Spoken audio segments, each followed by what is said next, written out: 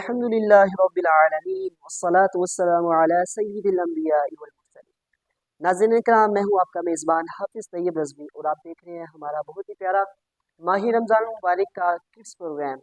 آپ کا ایک مرتبہ پھر سے خیر مقدم ہے ہمارے اس پروگرام میں، اور آج پھر ہم رب تعالیٰ کی توفیق سے ایک مرتبہ پھر سے حاضر ہوئے۔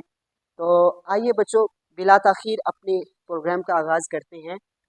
آج کی کہانی کچھ اس طرح سے ہے بچوں کہ ایک بستی تھی، ایک علاقہ تھا، اور اس علاقے کا یہ کلچر تھا کہ وہ ہر سال کے بعد اپنا بادشاہ بدلتے تھے۔ اور ان کا بادشاہ بدلنے کا طریقہ یہ ہوتا تھا کہ سال کے بعد اپنے بادشاہ کو جنگل میں چھوڑ آتے تھے، اور جو ان کے شہر میں سب سے پہلا بندہ داخل ہوتا تھا، انٹر ہوتا تھا، اس کو وہ اپنا بادشاہ بنا دیتے تھے۔ تو کئی سالوں تک یہ سلسلہ چلتا رہا، لیکن ایک سال کیا ہوا کہ جب ایک نیا بندہ شہر میں انٹر ہوا تو وہ اس کو پکڑ کے لائے اور اس کو بادشاہ بنا دیا۔ اس نے کہا بھائی مجھے پہلے بتایا جائے کہ پہلے والا بادشاہ کہاں گیا۔ انہوں نے بتایا کہ ہم ہر سال اپنے پرانے بادشاہ کو جنگل میں چھوڑ آتے ہیں اور نیا بادشاہ اس طرح سے ہم بنا لیتے ہیں۔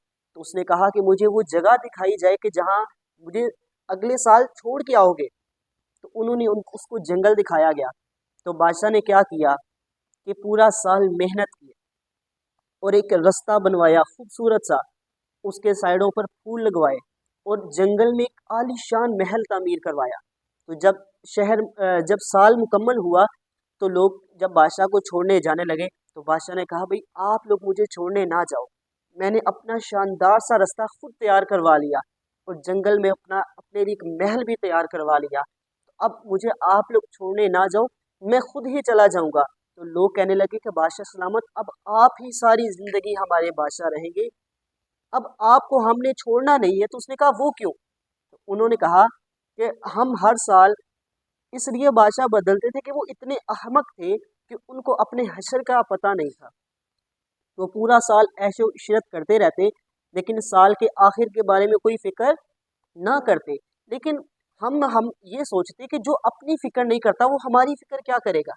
لیکن بادشاہ سلامت، آپ نے اپنی آخرت کی فکر کی، آپ نے پہلے سے ہی وہاں محل تعمیر کروایا، تو لہٰذا آپ ہی ہمارے حقیقی بادشاہ ہیں۔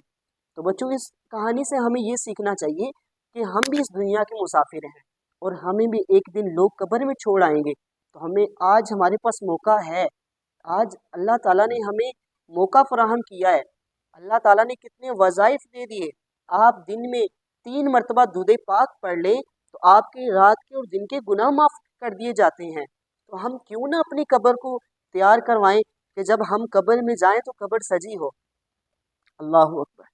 تو اس کہانی سے ہمیں یہ سیکھنے کو ملا کہ ہم اس دنیا میں رہ کے اپنا آخرت کو بہتر بنا سکتے ہیں۔ تو انشاءاللہ کوشش کریں گے کہ آج سے ہم اپنی قبر کی تیاری ضرور کریں گے۔ بول دیں انشاءاللہ۔ انشاءاللہ۔ چلے آئیے سوال و جواب کی طرف بڑھتے ہیں اور سوال و جواب کا سلسلہ شروع کرتے ہیں۔ تو بچوں، میرا پہلا سوال آپ لوگوں سے یہ ہے، میرا پہلا سوال آپ لوگوں سے یہ ہے کہ نماز کی دوسری شرط یعنی کہ ستر عورت سے کیا مراد ہے؟ جی عظمت آپ بتائیں، اس کو آن کرو۔ ستر عورت سے مراد مرد کو اپنے نیفے سے لے کر ناف سے لے کر گھٹنوں تک ہاں، ناف سے لے کے گھٹنوں تک اپنے جسم کو ڈھکنا چاہیے۔ ناف سے لے کر گھٹنوں تک جسم کا ڈھکا ہونا ستر عورت کہلاتا ہے۔ بھائی آپ کا جواب درست ہے۔ اچھا بچوں، اگلا سوال یہ کہ حج کس پر فرض ہے؟ جی حسن بتائیں گے، حج کس پر فرض ہے؟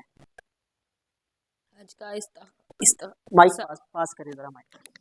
حج کا صاحب استطاعت سے مراد کس پہ فرض ہے؟ صاحب استطاعت پر چلیں، صاحب استطاعت پر فرض ہے۔ آپ سے لفظ نہیں بولا جا رہا، کتنی مرتبہ فرض ہے؟ ایک بار۔ سال میں ایک بار؟ اور کس کو آتا ہے؟ اور آتا ہے کسی کو؟ جی شاہ جی بولیں۔ زندگی میں ایک مرتبہ۔ کس پہ فرض ہے؟ صاحب استطاعت۔ صاحب استطاعت پر زندگی میں ایک مرتبہ فرض ہے۔ بھائی آپ کا جواب درست ہے، لیکن ہر سال کر سکتے ہیں، فرض ایک مرتبہ ہے، فرض ایک مرتبہ ہے۔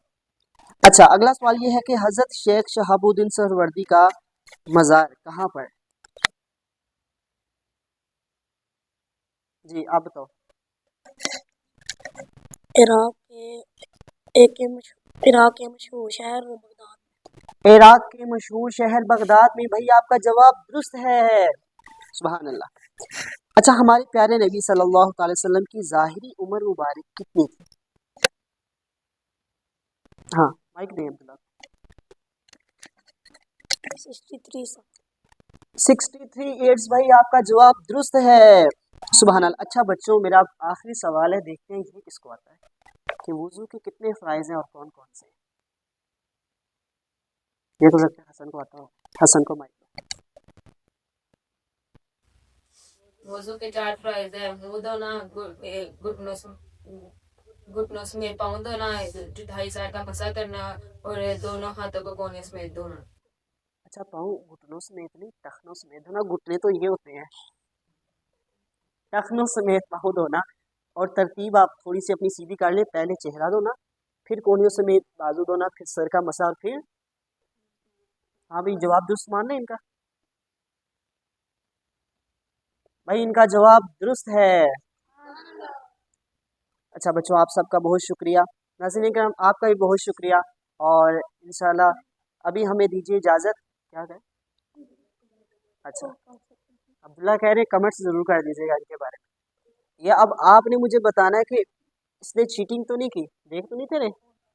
अच्छा, मैं क्या कह रहा है कमेंट्स करना। चले चले नाज़रीन करम, हमारे प्रोग्राम का टाइम कंप्लीट हुआ। अभी के लिए दीजिए हमें इजाज़त। इंशाल्लाह बहुत जल्द मिलेंगे एक नए प्रोग्राम के साथ।